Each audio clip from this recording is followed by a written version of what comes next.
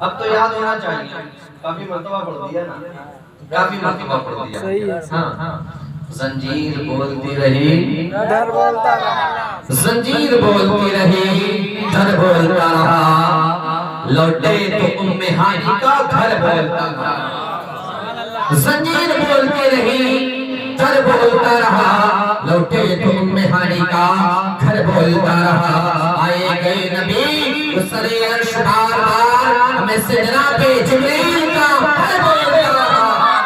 آئے گئے نبی سرے عرش بار بار، سجدہ پہ جبریل کا گھر بولتا رہا۔ لگتا ہے سب مبین بھائی کو سمجھ میں آیا، آپ کی سمجھ نہیں آیا؟ آپ کی بھی سمجھ میں آیا ہو تو مچل کے بولو سبحان اللہ۔ زنجیر بولتی نہیں در بولتا رہا، لوٹے تو ام ہانی کا گھر بولتا رہا۔ رب بولتا ہے جم بولتا ہے، محمد کا کلمہ سند بولتا ہے۔ رب بولتا ہے جم بولتا ہے، محمد کا کلمہ سند بولتا ہے۔ صدا تنقیدوں سے تم دور رہنا، یہ احمد رضا کا قلم بولتا ہے۔ صدا تنقیدوں سے تم دور رہنا، یہ احمد رضا کا قلم بولتا ہے۔ آج عرب بھی بول رہا ہے، عجم بھی بول رہا ہے، اپنے بھی بول رہے ہیں، بیگانے بھی بول رہے ہیں، اشاعت بول رہے ہیں، کالے بھی بول رہے ہیں، گورے بھی بول رہے ہیں۔ کیا بول رہے ہیں؟ ایک کی سبب پہ مصطفیٰ کی رات ہے، اور کس کی لکھی ہوئی ہے؟ بریلی کے تاجدار کی لکھی ہوئی ہے۔ ایک کی سبب پہ چاہے وہ منبر پہ پڑھ رہا ہو، یا محراب پہ پڑھ رہا ہو، یا گھر میں پڑھ رہا ہو، یا مفتی پڑھ رہا ہو، یا عوام میں سے پڑھ رہا ہو، یا بچہ پڑھ رہا ہو، یا حافظ قرآن پڑھ رہا ہو، یا عالم دین پڑھ رہا ہو، یا کوئی بھی پڑھ رہا ہو، ہر ایک پڑھتا ہے یا رسول اللہ۔ زمین و سماع تمہارے لیے، مکین و مکان تمہارے لیے، چنین و چنا تمہارے لیے، بدن و حجاب تمہارے لیے، ہمارے یہاں تمہارے لیے، اٹھے بھی وہاں تمہارے لیے۔ نعرہ تکبیر، نعرہ رسالت، جشن غوث الورا، نعرہ تکبیر، نعرہ رسالت، سبحان اللہ سبحان اللہ۔ کچھ لوگ وہ ہیں جنہیں گوری چمڑی سے عشق ہوتا ہے، کچھ لوگ وہ جنہیں گوری چمڑی سے عشق ہوتا ہے، کچھ لوگ وہ ہیں جو اونچی اونچی بلڈنگیں دیکھ کر کے اپنا دل دے رہے ہیں، کچھ لوگ وہ ہیں جو مہنگی مہنگی گاڑیوں کے پیچھے دوڑ پڑتے ہیں، کچھ لوگ وہ ہیں جو آج کے دور میں کرسی و حکومت کے پیچھے دوڑ رہے ہیں۔ ہاں صاحب یہاں جتنے بیٹھے ہیں یہ گوڑی چمڑی کے پیچھے نہیں بھاگتے ہیں، یہاں جتنے بیٹھے ہیں کبھی مہنگی سے مہنگی گاڑی دیکھ کر کے اس کے پیچھے دوڑنا شروع نہیں کیا، یا اونچی سے اونچی بلڈنگ دیکھ کر کے ان لوگوں کو اپنا دل نہیں دیا ہے۔ ان لوگوں نے اسے دل دیا ہے جس کے قدم کے نیچے ہزاروں سر نظر آتے ہیں۔ ہاں صاحب ہم نے دیکھا ہے اگر آدم کی امت کے ولیوں کی بات کی جائے تو ان تمام ولیوں کی گردنوں پہ غوث کا سر نظر آتا ہے۔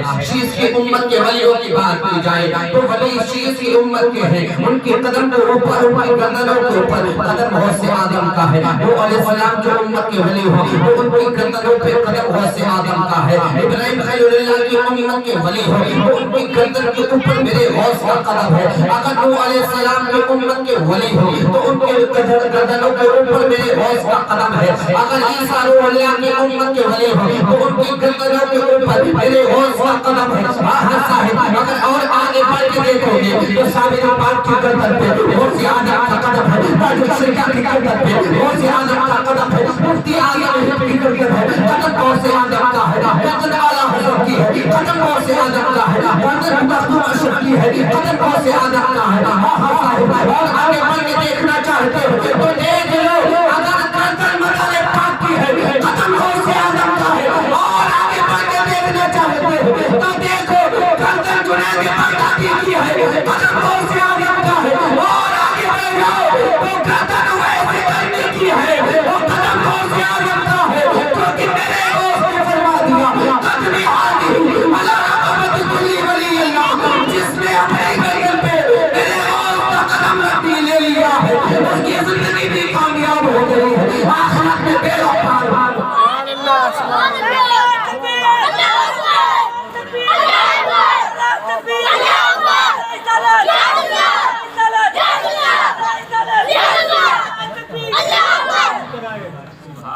جزاک اللہ خیر۔ ہاں صاحب آپ دیکھیں ایسے آقاؤں کا گدا ہوں میں جن میں مانگتے تاجدار پھرتے ہیں۔ حضرت جنید بغدادی کون؟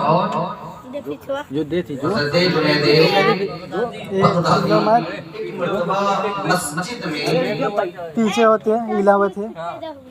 اچھا یہ بات میں یہی رکوں گا، ایک دوسری بات ذہن میں آ گئی۔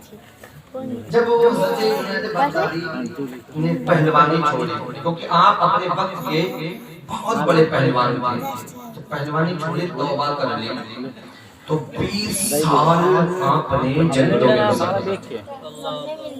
20 سال نہ دنیا داروں سے ملے نہ دنیا کی محبت دل میں پیدا کی۔ 20 سال جنگل میں رہ کر کے صرف اللہ کیا اللہ اللہ اللہ اللہ کرتے رہے 20 سال۔ جب 20 سال کے بعد شہر بغداد واپس آنے لگے،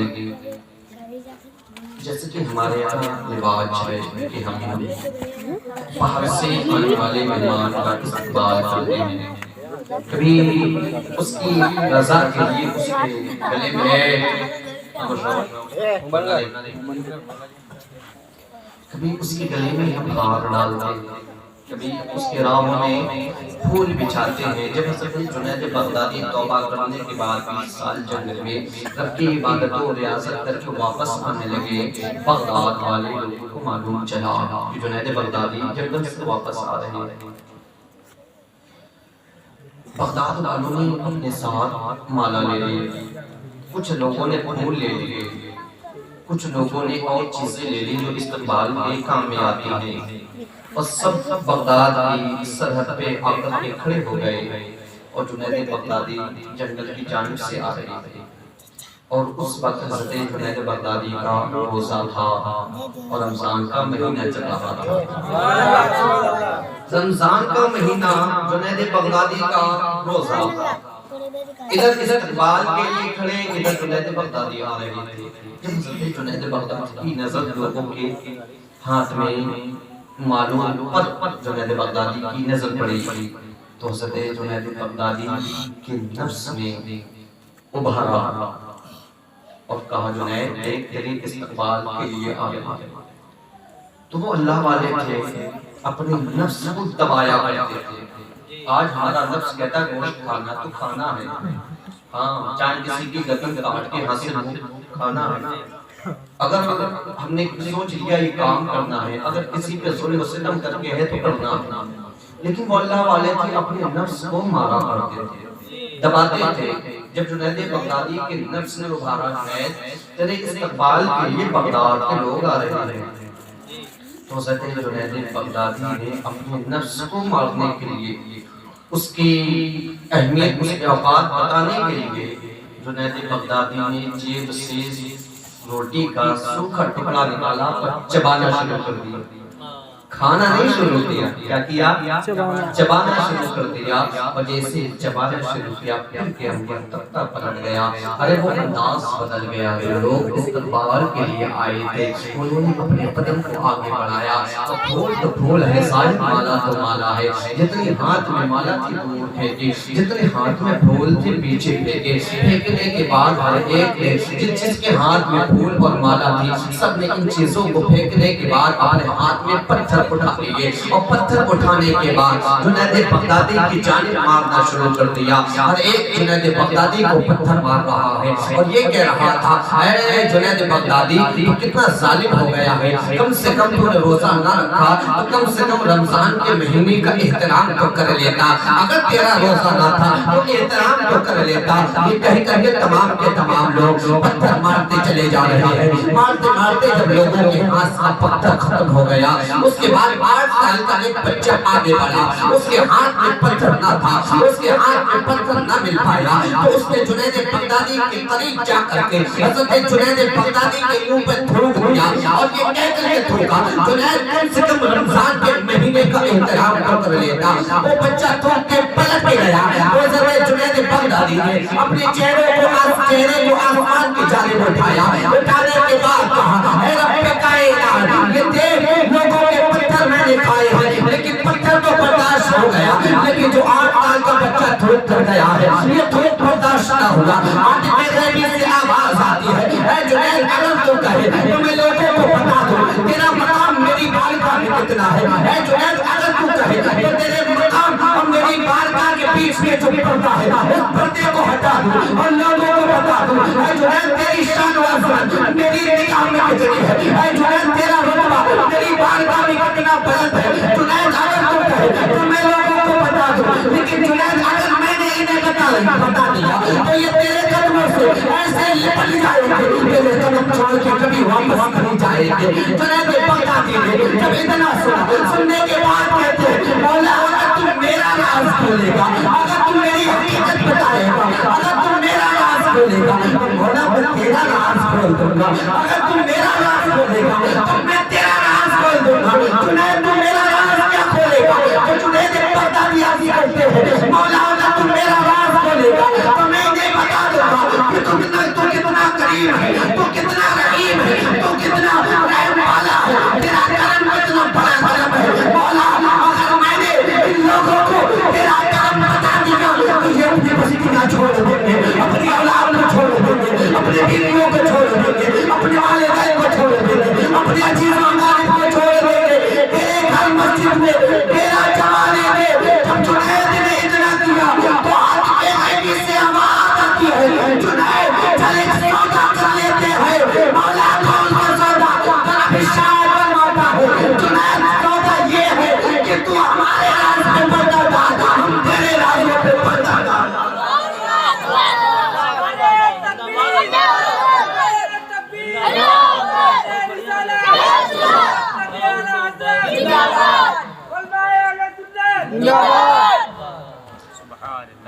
तो हमारे राज पे पर्दा डाल, हम तेरे राज पे पर्दा डाल। उल्टी ही चाल चलते हैं दीवाने इश्क, आंखों को बंद करते हैं दीदार की, आंखों को बंद करते। वो तो लोगों की नजर में अपने आप को अपने नफ्स को मारना था, सिर्फ रोटी चबाई थी, खाई नहीं थी। हंस अल्लाह वाले और आज जिस गौस का हम तज़किरा करने बैठे आला सब फरमाते हैं वाह क्या मर्तबा गौस है आला दिया। ऊंचे ऊंचों के सरों से कदम माला तेरा, सरबरा क्या कोई जाने कैसा तेरा, औलिया मलते हैं आँखें वो है तलबा तेरा। इस निशानी को जो सग है नहीं मारे जाते, इस निशानी के जो सग है नहीं मारे जाते, हश्र तक मेरे गले में रहे पट्टा तेरा, हश्र तक मेरे गले में रहे पट्टा तेरा। हाँ साईं मुझसे मोहब्बत करो, और जो हुजूर गौस आज़म से मोहब्बत किया करते हैं फिर तुम्हें क्यों लगता है वो अपनों का ख्याल नहीं करते, वो अपनों को याद नहीं करते। आज भाई भाई ये महफिल सजाई, कसम खुदा की मेरा गौस बगदाद में से देख रहा है, मेरा गौस मुलाहिजा फरमा रहा है किसने इस महफिल को सजाने में कितनी मेहनत की है। और मैं आपको बताऊं अगर महफिल सजाते वक्त ये पंडाल लगाते वक्त ये स्टेज सजाते वक्त कोई अगर सख्त लहजे में बोल जाए या किसी की बात में नागवार गुजरे या किसी का अंदाज में पसंद ना आए तो उसके अंदाज को न देखा करो, उसके सख्त लहजे को न देखा करो, अपनी मेहनतों को जारी रखा करो और ये सोच लिया करो कोई देखे न देखे बगदाद वाला गौस देख रहा है, बगदाद वाला गौस देख रहा है, किसी से नाराजगी नहीं। हाँ हम वो हैं जो दिल तोड़ते नहीं बल्कि दिल जोड़ा करते हैं। और हमारे हुजूर ने ये सबक दिया है, हम आकाओं के गुलाम हैं जो इरशाद फरमाते हैं कि हमें चाकू न दो बल्कि हमें सुई और धागा दो। ہم کاٹنے کا کام نہیں کرتے، ہم جوڑنے کا کام کیا گیا۔ ہم تو ایسے آقاؤں کے غلام ہیں صاحب، ان سے پیار کرو، اور ان سے جو پیار کیا کرتا ہے پھر اس کا بیڑا پار ہو جاتا ہے۔ آؤ سنو میں آپ کو بتاتا ہوں، دعائیں کروائی نہیں جاتی، دعائیں دی جاتی، اور جو دعائیں لیتا ہے اس کی زندگی کامیاب ہوتی ہے۔ آج ہم در بدر بھٹک رہے ہیں، آج پریشانیاں ہمارا پیچھا نہیں چھوڑتی، ہم مصیبتوں میں مبتلا ہیں، قدم قدم پر ہمیں ذلیل و خوار زمانہ کر رہا ہے، ہر موڑ پہ ہمیں دبایا جا رہا ہے، ہر موڑ پہ ہمیں مارا جا رہا ہے۔ وجہ یہ نہیں کہ سماج اچھا نہیں، وجہ یہ ہے کہ ہمارا کردار اچھا ہے۔ ہاں صاحب، ورنہ آج بھی ادھر سے مدد آنے میں دیر نہیں ہوگی۔ آج ہم کہتے ہیں 313 تھے تو مدد آسمان سے آئی۔ مدد کہاں سے آئی تھی سر؟ آسمان سے آئی تھی، ہم رجائیوں میں گھسے بیٹھے رہے اور پھر کہتے ہیں اللہ کی مدد نہیں آتی صاحب۔ کیسے آ جائے گی مدد اللہ؟ پہلے رجائیوں سے تو نکلو۔ حدیث پاک میں آیا ہے جب وہ 313 میدان بدر میں گئے تھے تو کچھ ہی لوگ تھے، غالباً 8 لوگ تھے جن کے ہاتھوں میں تلواریں تھیں۔